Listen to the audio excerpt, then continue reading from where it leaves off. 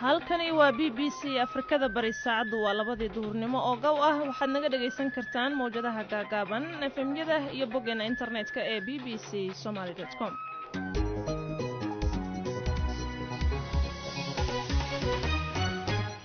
kulanti wacan oo wanaagsan dhageystayaal waa duhurnimo Salaaso ah 14 bisha Afraad ee sanadka 2020. idaacadda duhurnimo waxaa idinla socodsiinaya anigoo ah Kawthar Maxamed Cabdullaahi. qodobada idaacadda iyada ku maqli doontaana waxaa ka mid ah maamulka Jubbaland oo sheegay in dad badan oo cudurka COVID-19 looga shakiyay ay ku hayaan magaalooyin ka mid ah Somaliland oo sheegtay inay hirgelinayso amarka ay masaajidda ku xirayso xilli cabasho ay muujiyeen culimada qaar. galmudugna waxa ay go'aamisay in hadda aanay xiri doonin masaajidda si ay uga hortagto faafidda COVID-19. halkii aan masaajidda in la xiro aan ka dhigi lahaynay number 1 waxaan ku bedelnay in hadda ka muhiimsan tahay ayna ka horeyso inaan tilaabooyinkaas qaadno ilaa aan aragna xaalad kale oo xaaladaas ka khatar badan. qodobadaas iyo wararkii ciyaaraha ayaad ku dhageysan doontaan idaacaddan duhurnimo oo ay wadajir u soo saareen Maxamed Cabdiraxmaan iyo Cabdiqaadir Yuusuf Cali.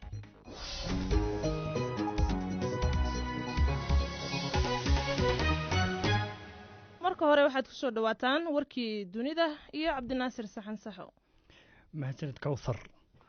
Ra'iisul Wasaaraha dalka Hindiya Narendra Modi ayaa waqti dheeraad ah ku kordhiyay xilliga bandowga kaas oo sii socon doona ilaa 3 bisha May. waxa kale oo uu sheegay in dhaqdhaqaaqa dhaqaalaha muhiimka ah ee xagga baayaca mushtarka in la fasaxi doono toddobaad kadib markii dib u eegis lagu sameeyay amarkii bandowga. 3 toddobaad oo bandow habeen iyo maalin ah ayaa looga dhawaaqay dalkaasi bishii hore oo ay ku nool yihiin wax ka badan 1 bilyan oo qof, taas oo horseeday in milyuumaad qof oo nolol maalmeedka ku tiirsanaa ay dhibaatooyin la kulmaan. dalka Talyaanigana waxaa la furay dukaamo iyo ganacsiyo kooban kadib bandow 5 toddobaad oo si xiriir ah u socday. inkasta oo la dhigay shuruuc adag oo dhanka fayadhowrka ah iyo tirada dadka macaamiisha wax iibsanaya oo yar, ayaa haddana saraakiisha dowladda ee meelaha qaar ay walaac ka muujiyeen in bandowga la dabciyey lagu degdegay. xayiraadaha ayaa sidoo kale la qafiifiyey dalka Australia, halkaasi oo ay dowladdu sheegtay in la xakameeyey faafitaanka cudurka corona. madaxweynaha dalka Ukraine Volodymyr Zelensky ayaa sheegay in si dhow uu indhaha ugu hayo dab ka holaaqaya keymo dalkaasi ku yaala. dabkaasi oo ku sii siqaya xarun horey loogu naaxin jiray hubka nuclear-ka. boqolaal shaqaalaha dabdamiska ayaa la kaca kufaya muddo 7 ka badan sidii ay u baqtiin lahaayeen dabkani.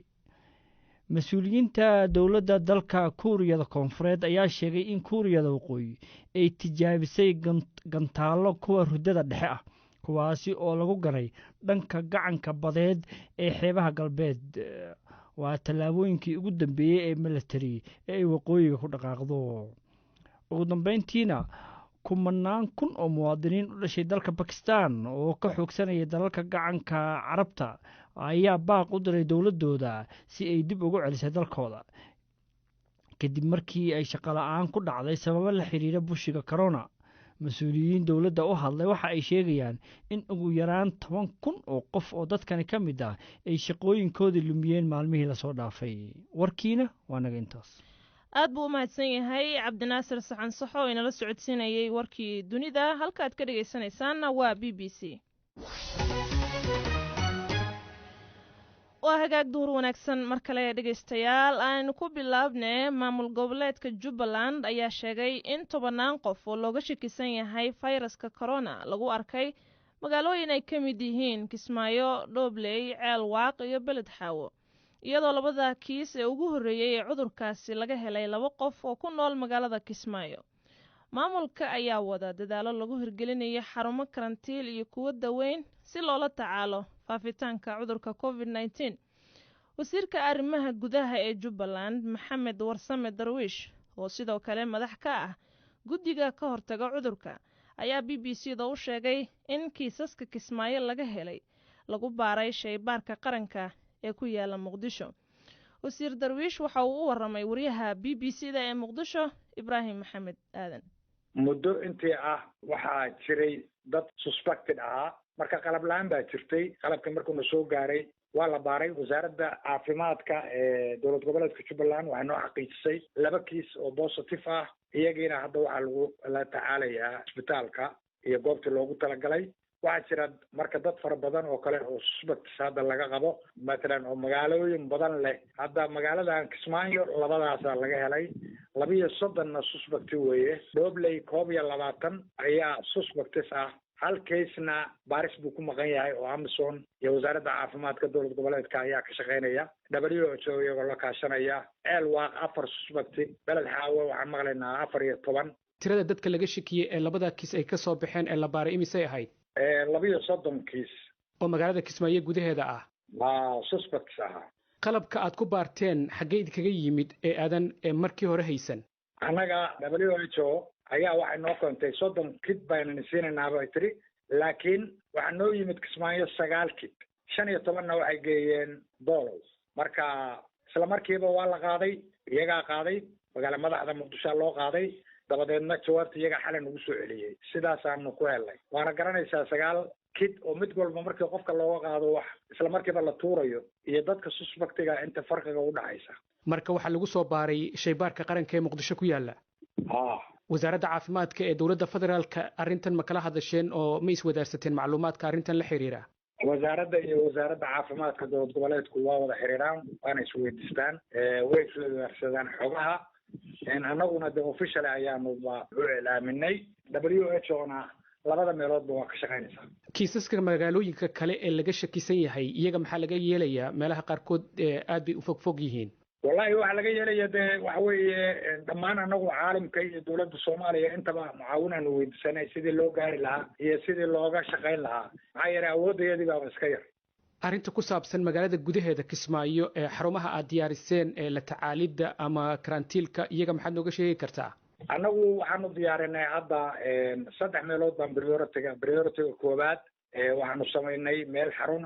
oo ku taala magaalada meesha labaadna waxaanu meel magaalada xoogaa yar ka baxsan midda kaleetana hadda ayaa guddigu ku maqan yahay oo ay soo saamin doonaan meel college oo awal aan waxbarasho ku talagalay inaanu ka sii faa'iidaysano marka tiimkii dhaqaatiirta iyo wasaaradda caafimaadka iyo task force-kii kulli waa israaceen wayna soo xaqiijinayaan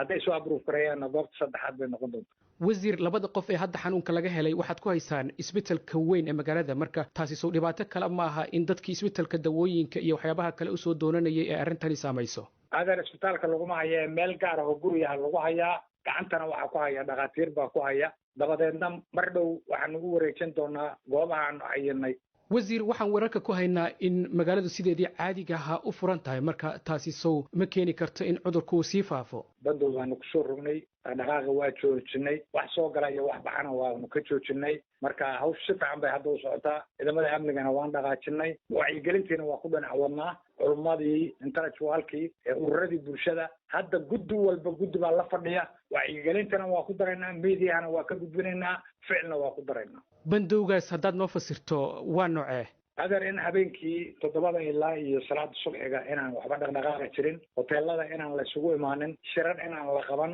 bandowgaas sidaas weeye macnaheedu aroos iyo damdam inaan la qaban bulshada distance in la kala siiyo meelaha ay ku kulmayaanna in la xadado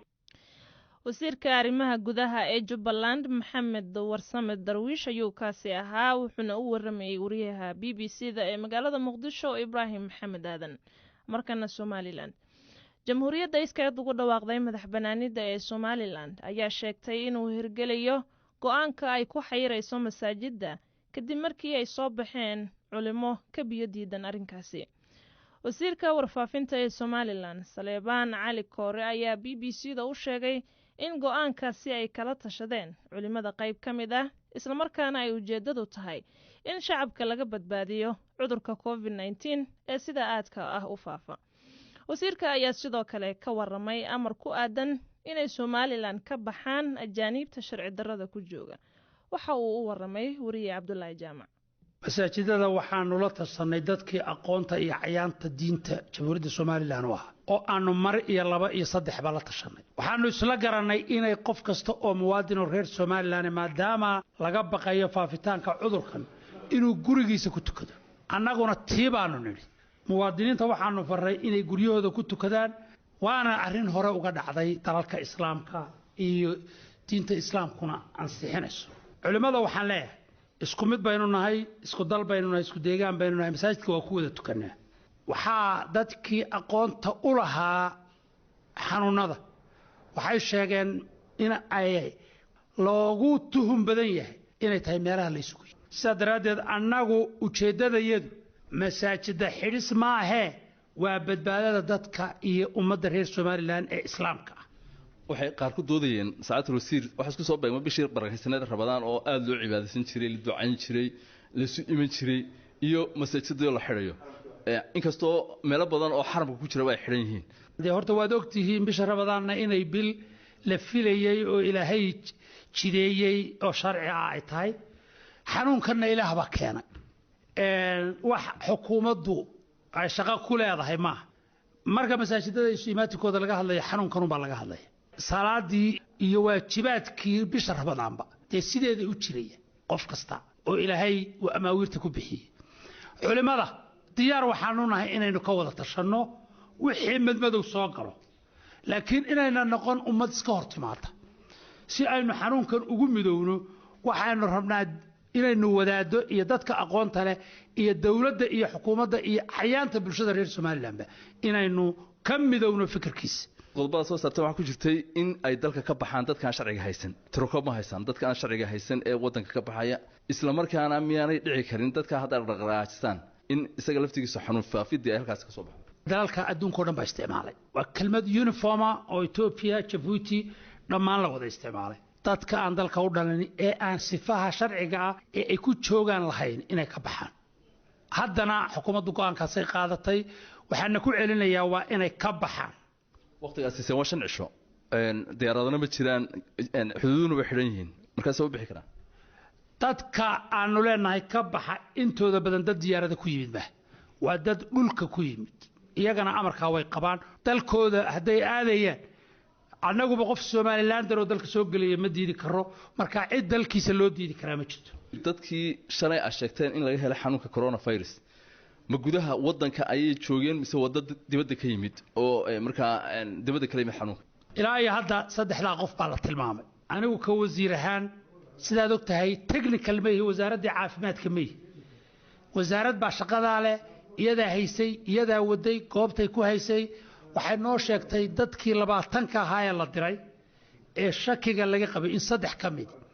anigu ma oran hebel ma wuxuu ka yimid meel hebla mise meel heblu ka yimid laakiin inta aan ku xaqiijin karaa waa saddex qof oo muwaadiniin reer Soomaaliland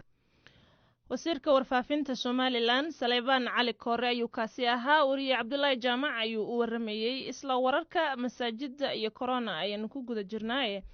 wasaaradda diinta iyo awqaafta ee Galmudug ayaa sheegtay inay go'aamisay in xilligan aan la joogin waqtigii ay xayiri lahaayeen masaajidda iyo dugsiyada quraanka ee deegaanadooda si looga hortago cudurka COVID-19 ee Soomaaliya ku sii faafaya wasiirka wasaaraddaasi Cabshakuur Macallim Ciise Albadri ayaa sheegay inay shacabka deegaanadaasi ku boorinayaan inay alle baryaan si uu uga badbaadiyo cudurkan arrintan ayaa ku soo beegmaysa iyadoo dalalka islaamka qaarkood ay albaabada u laabeen masaajidda wasiirka ayaa u waramay Faarax Lamaane Galmudug ahaan waxaan ku soo jirnay iyo markii cudurkaani uu soo gaaray dalka Soomaaliya la tashiyo fara badan oo la sameeynay bahaba caafimaadka oo kale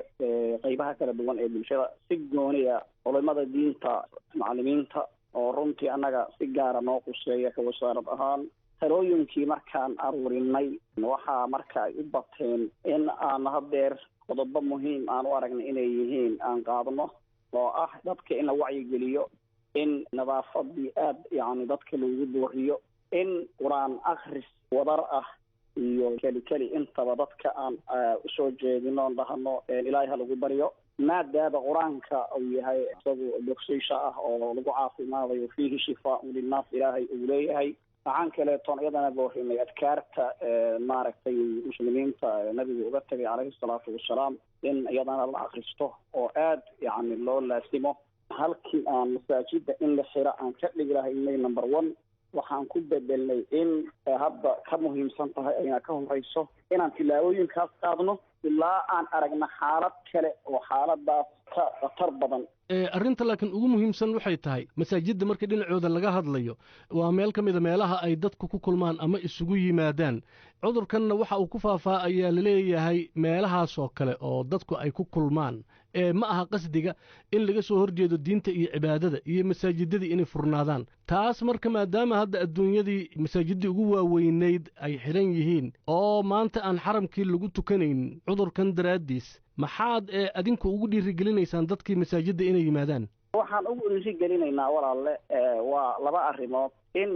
marka ugu horeysa oo maaragtay dhibaata ay dhacdo dadku ay u cararaan xagga xuska ilaahay iyo marka labaad oo ah bishii barakaysneed ee ramadaan oo cibaadada in la ogaaho ay aadka u fadliga badneed ay soo dhowdahay waxaan hadda u aragnay in aysan umanayn xilligan in masaajida iyo dugsiyada qur-aanka iyo hal xero aan dhahno laakiin nadaafada masaajida nadaafada maaragtay dugsiyada qur-aanka haddii ay tahay maaragtay wax walba oo dadaala in la sameeyo ayaan bedelkeedii qaadanay marka hadeerna anagu ma joogno xaalad maaragtay aada u adag bifadlillah marka haddii ay soo kororto un dareeno hadba xaaladan aan isleenahay way kasii nugushahana talay u laabanayaan maamulka iyo bulshadu intaba waraysiga markaan bilaabayna waxaa ii sheegtay dhakhaatiir inaad is aragteen taladay idin siiyeen waa maxay bahda caafimaadka qudoodu waxay saadooyinka ay jeedinayeen waxaa ka mid ahayd in aada yacni nadaafada maaragtay loogu dadaalo in macalimiintu ay sameeyaan goobo u gooniya oo faradhaqa oo ardada gacmaha looga dhaqo oo maaragtay sidoo kale in masaajida iyadana sidaas oo kale laga sameeyo talooyinkaas ay nasiinayeen wasiirka wasaaradda diinta iyo awqaafta ee galmudug cabdishakuur macalin ciise albadri ayuu kaasi ahaa oo faarax lamaane u waramayay halkani waa b b c waxaad ka heli kartaa wararkii ugu dambeeyey ee soomaaliya iyo caalamka oo dhan maalin walba waa hagaag tuulo buur dusheed ku taal oo ka tirsan dalka talyaaniga ayaa toddobaadkii hore waxaa laga helay tobanaan qof oo qaba fayraska corona taasoo dhalisay in militariga uu go'doomiyo khubarada caafimaadka ayaa rajaynaya inay tuuladaasi ka baran doonaan waxyaabo badan oo ku saabsan cudurkan caalamka faraha ba'an ku haya cabdiraxmaan xaaji cadow ayaa faahfaahinta inoo haya waa tuulo yar oo ku taalla dalka talyaaniga oo dunida inteeda kale oo dhan laga go'doomiyey waa tuulada nerola ee ku taalla dusha sare ee buuraha ku yaala meel ka baxsan caasimadda rooma wax weliba waxay tuuladan uga dhaceen si degdeg ah markii ugu horeysay cudurka maanan moodayn coronavirus ciidamo ayaa yimid waxayna sheegeen inay cidna geli karin cidna ka soo bixi karin gebi ahaanba waxay tuuladan ka go'doonsan tahay dalka talyaaniga intiisa kale toddobaadkii lasoo dhaafay 77 qof oo cudurka coronavirus qabta ayaa laga helay tuuladaas yar waxaana lagaga dhawaaqay xaalad degdeg ah waana la go'doomiyey waatan maayarka tuuladaasi oo ka waramaysa waxaan karantiilnay 1900 oo qof sideed u aragtaa arrintan aad ayay u badan tahay aad ayaan u jahwareernay dadka telefoonkayga ayay iga soo wacayaan oo waxay leeyihiin miyaan xanuunsanaynaa maxaa dhacaya waxaan ku idhaahdaa maya wax dhib ah ma jiro xaaladdu waa caadi si aan idiin badbaadinno ayaan arrimahan oo dhan u samaynaynaa naftannada idin huraynaa shacabka tuuladan ku nool looma oggola inay u baxaan si ay u iibsadaan cunno ama dawo wixii ay u baahdaan halka ay joogaan ayaa looga geeyaa marko xaaladaada ka waran see tahay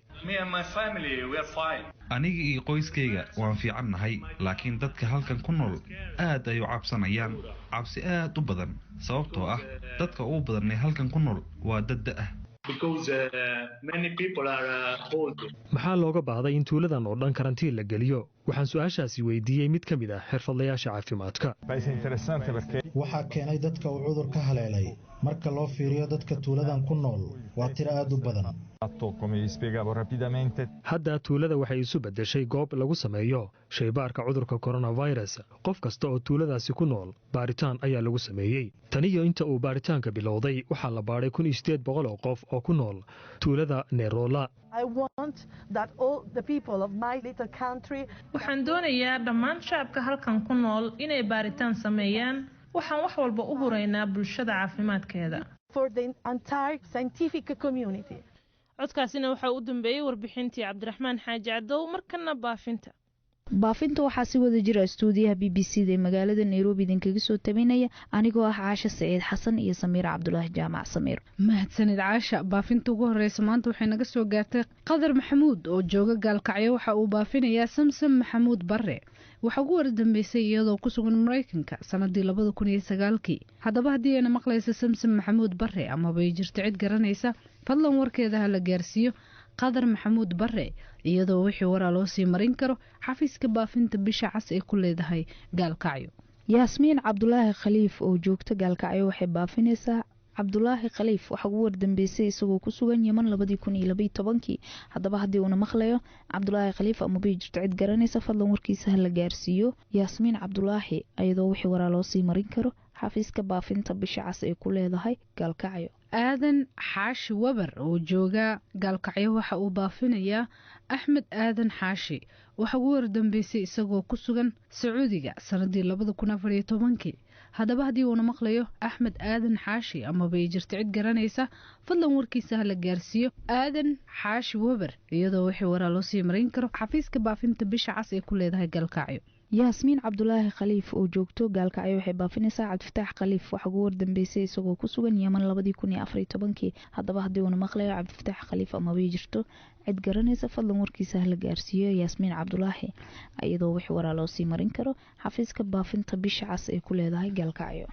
Qadar Maxamuud Barre oo jooga Gaalkacyo waxa uu mar kale baafinayaa Yaasmiin Maxamuud Barre. waxa ugu wardambeysay iyadoo ku sugan Mareykanka 2009. haddaba haddii ayna maqlaysa Yaasmiin Maxamuud Barre ama bay jirto cid garanaysa, fadlan warkeeda ha la gaarsiiyo Qadar Maxamuud Barre iyadoo wixii waraa loo sii marin karo xafiiska baafinta bisha cas ee ku leedahay Gaalkacyo. hodan mahad yaasiin oo joogta Gaalkacyo waxay baafinaysaa Xamdi mahad yaasiin waxa ugu wardambeysay iyadoo ku sugan Yemen 2009. haddaba haddii ayna maqlayso Xamdi mahad ama bay jirto cid garanaysa, fadlan warkeeda ha la gaarsiiyo hodan mahad iyadoo wixii waraa loo sii marin karo xafiiska baafinta bisha cas ee ku leedahay Gaalkacyo. Cabdulaahi Maxamed Khalaf oo jooga Gaalkacyo waxa uu baafinayaa Cabdulqaadir Maxamuud Khalaf. waxa ugu wardambeysay isagoo ku sugan Pakistan sanadii 2011. haddaba haddii uuna maqlayo Cabdulqaadir Maxamuud Khalaf ama bay jirto cid garanaysa, fadlan warkiisa ha la gaarsiiyo Cabdulaahi Maxamuud Khalaf iyadoo wixii waraa loo sii marin karo xafiiska baafinta bisha cas ee ku leedahay Gaalkacyo. Muna Cumar Cusmaan oo joogta Gaalkacyo waxay baafinaysaa Xaawo Yuusuf Faarax waxa ugu wardambeysay iyadoo ku sugan Itoobiya 2010. haddaba haddii ayna maqlayso Xaawo Yuusuf Faarax ama bay jirto cid garanaysa, fadlan warkeeda ha la gaarsiiyo Muna Cumar Cusmaan iyadoo wixii waraa loo sii marin karo xafiiska baafinta bisha cas ee ku leedahay Gaalkacyo. Shamis Sheekh Sade oo joogta Gaalkacyo waxay baafinaysaa Xaawo Barre Warsame. waxa ugu wardambeysay iyadoo ku sugan Yemen sanadii 2007. haddaba haddii ayna maqlayso Xaawo Barre Warsame ama bay jirto cid garanaysa, fadlan warkeeda ha la gaarsiiyo Shamis Sheekh Sade iyadoo wixii waraa loo sii marin karo xafiiska baafinta bisha cas ee ku leedahay Gaalkacyo. Xirsi Xuseen Dugaal oo jooga Gaalkacyo waxa uu baafinayaa Hiraad Xirsi Xuseen Dugaal waxa ugu wardambeysay isagoo ku sugan Itoobiya 2005. haddaba haddii uuna maqlayo Hiraad ama bay jirto cid garanaysa, fadlan warkiisa ha la gaarsiiyo Xirsi Xuseen iyadoo wixii war ah loo sii marin karo xafiiska baafinta bisha cas ee ku leedahay Gaalkacyo. Khadiija Xaamid Buurow oo joogta Qardho waxay baafinaysaa Yuusuf Xaamid Buurow waxa ugu wardambeysay isagoo ku sugan Yemen sanadii 2010. haddaba haddii uuna maqlayo Yuusuf Xaamid Buurow ama bay jirto cid garanaysa, fadlan warkiisa ha la gaarsiiyo Khadiija Xaamid Buurow iyadoo wixii waraa loo sii marin karo xafiiska baafinta bisha cas ee ku leedahay Qardho. Amran Cali Xasan oo joogta Marko waxay baafinaysaa Xasan Cali Xasan waxa ugu wardambeysay isagoo ku sugan Mareykanka 1994. haddaba haddii uuna maqlayo Xasan xasan cali xasan amaba ay jirto cid garanaysa fadlan warkiisa hala gaarsiiyo amran cali xasan iyadoo wixii wara loo sii marin karo xafiiska baafinta bisha cas ee ku leedahay marko zamzam maxamed culow oo joogta qardho waxay baafinaysaa bilkhayr maxamed culow waxaa ugu wardambeysay iyadoo ku sugan etoobiya sanadii 2010 haddaba haddii ayna maqlaysa bilkhayr maxamed culow amaba ay jirta cid garanaysa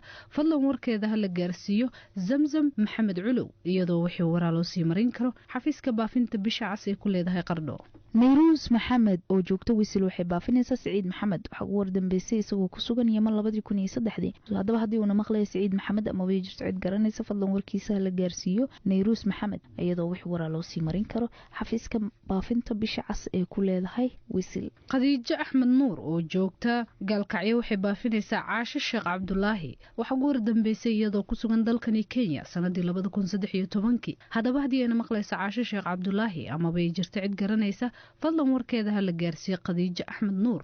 iyadoo wixii waraa loo sii marin karo xafiiska baafinta bisha cas ee ku leedahay gaalkacyo cabdulaahi maxamed maxamuud oo jooga qardho waxa uu baafinayaa muuse maxamed maxamuud waxaa ugu wardambeysay isagoo ku sugan yeman 2007 haddaba haddii uuna maqlaya muuse maxamed maxamuud amaba ay jirto cid garanaysa fadlan warkiisa hala gaarsiiyo cabdulaahi maxamed iyadoo wixii waraa loo sii marin karo xafiiska baafinta bisha cas ee ku leedahay qardho khadiijo axmed nuur oo joogta gaalkacyo waxa ay mar kale baafinaysaa maryan sheekh cabdulaahi xuseen waxaa ugu wardambeysay iyadoo ku sugan dalkani sanadii 2012 haddaba haddii ayna maqlaysa maryan sheekh cabdulaahi xuseen amaba ay jirta cid garanaysa fadlan warkeeda hala gaarsiiyo khadiijo axmed nuur iyadoo wixii waraa loo sii marin karo xafiiska baafinta bisha cas ee ku leedahay gaalkacyo cabdulaahi maxamed maxamuud oo jooga qardho waxa uu baafinayaa cumar maxamed maxamuud waxaa ugu wardambeysay isagoo ku sugan yeman 2011 haddaba haddii uuna maqlayo cumar maxamed maxamuud amaba ay jirto cid garanaysa fadlan warkiisa la gaarsiiyo cabdulaahi maxamed maxamuud iyadoo wixii waraa loo sii marin karo xafiiska baafinta bisha cas ee ku leedahay qardho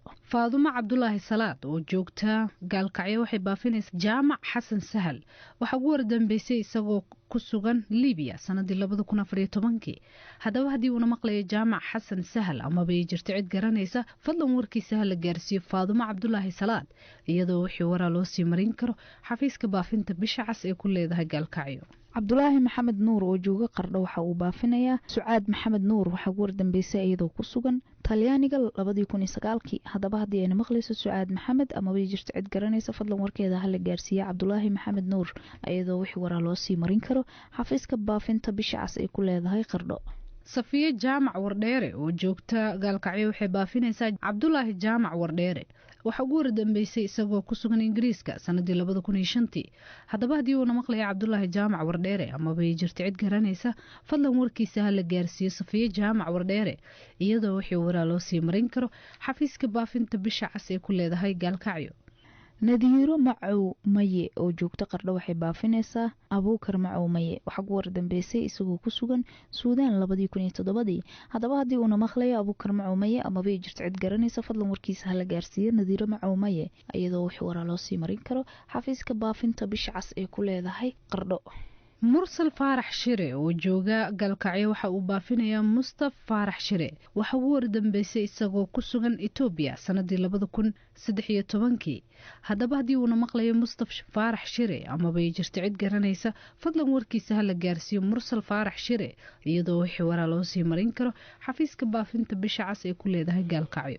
firdowso mayow mooye oo joogta qardho waxay baafinaysaa xaawo mayow mooye waxaa ugu wardambeysay iyadoo ku sugan suudaan 2012 haddaba haddii ayna maqlayso xaawo mayow mooye amaba ay jirto cid garanaysa fadlan warkeeda hala gaarsiiyo firdowso mayow mooye iyadoo wixii waraa loo sii marin karo xafiiska baafinta bisha cas ee ku leedahay qardho mawlid xaashi dirir oo jooga gaalkacyo waxa uu baafinayaa maryan xaashi dirir waxaa ugu wardambeysay iyadoo ku sugan etoobiya sanadii 2004 haddaba haddii ayna maqlayso maryan xaashi dirir amaba ay jirto cid garanaysa fadlan warkeeda hala gaarsiiyo mawlid xaashi dirir iyadoo wixii waraa loo sii marin karo xafiiska baafinta bisha cas ee ku leedahay gaalkacyo maryan cusmaan nuur oo joogto gaalkacyo waxay baafinaysaa ramlo cusmaan nuur waxaa ugu wardambeysay iyadoo ku sugan dalka australia 2005 haddaba haddii ayna maqlayso ramlo cusmaan ama bay jirto cid garanaysa fadlan warkeeda hala gaarsiiyo maryan cusmaan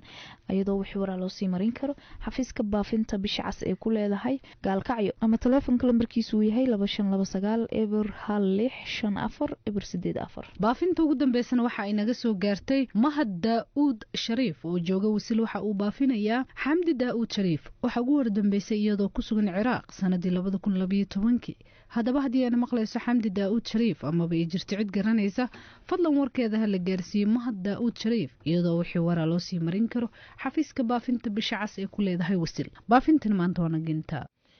samiira iyo caaisha waa ay ku mahadsan yihiin barnaamijkaasi baafinta guud ahaan barnaamijkeeni duurnimo oo maxamed cabdiraxmaan uu soo saaray anigoo ah kawsar maxamed cabdulaahina aan idinla socodsiinayay ayay inaga intaa tan iyo kulankeena xiga 5 galabnimo hadduu eebbaha awoodda la yidhaahdo waxaa idin leenahay dhegaystayaal sidaa iyo nabadgelyo